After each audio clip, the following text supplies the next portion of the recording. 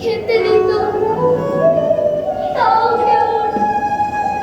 সকালে মরিচ চাটনি ভাত খান, আমি একটুকু খাই। রাত্রিরে তিনি হরিণ চাটেন, আর আমি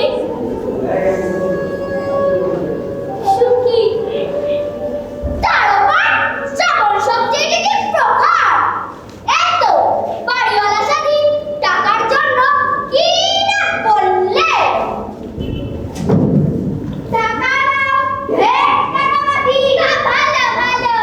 আপনার বাড়ি আজ নেমন্তন্ন, এমন করে খারাপ ফেলে রাখলে চলে নয়। আচ্ছা, চাকর দিয়ে সরকে যাবে। বাড়িওয়ালা বেচারি রেগে রেগে চলে গেল। বড় লোক হতে হলে বোধহয় আমার মনিবের মতোই করতে হয়। কিন্তু এই গাছ থেকে বড় লোক হওয়ার কায়দাটা শেখা হবে। বড় লোক হওয়ার ভরসা বাড়ালে রাখবার সময় কত আশা দিয়েছিলে, আর আজ 3 বছরের 1 পয়সা মাইনে দিলেন না। দেখি আজ যদি মাইনে না দেন তবে এ কাজ করা আর হচ্ছে না।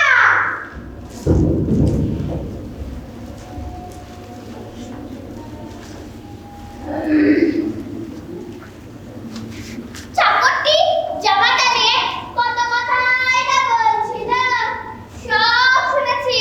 বেটা ভেবেছে আমি সত্যিই কালা। আরে আমার মতো যদি কান থাকতো তাহলে আর চাকরি করতে হতো না। আমি যা করে খাই তাই করে খেতে পাও। ঘরের ভিতর কজন লোক, কজন ভাগে আছে, কজন ঘুমাচ্ছে, তাই কান পেতে বুঝেনি। কোথায় সিদ্ধুকের ভিতর আশ্চর্য ঘরঘর করছে, বাইরে থেকে বুঝেনি। বাপু হে, কানে শুনি, কানে শোনাটা তো বেশ ভালোই, কিন্তু না শোনার হয়তো সুবিধে আছে, তা তো বুঝবো না। এই সেই দিন বাড়িওয়ালা বেটা আমাকে দিয়ে টাকা আদায় করলো। কানে না শোনার কত সুবিধা দেখো। পাওনা গাছের টাকা দিতে হয় না, বাড়ি ভাড়া দিতে হয় না, আর চাকরের মাইনেও দিতে হয় না।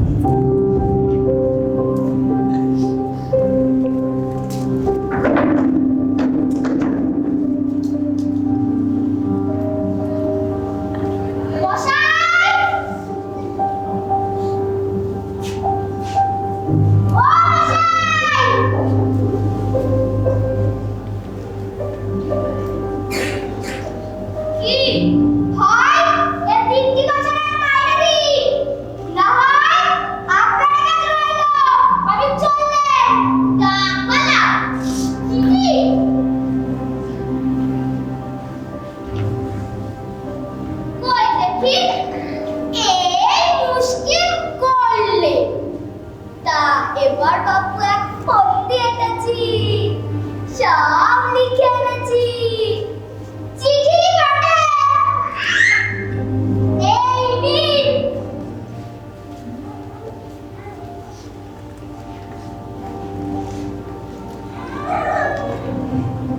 মনিব মশাই, গানে শুনতে পারেন না, কিন্তু বইতে অবশ্যই পারেন। 3 বছরের বেতন চুকিয়া বিদায় নিতে আজ্ঞা হয়, সে কেনার চাকু। তাই তো তোমার বেতনটা তো দিতেই হয়।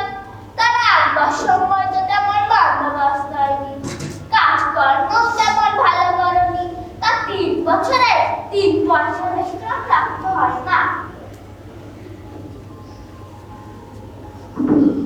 এইদিকে আসো, এই নাও পেরা।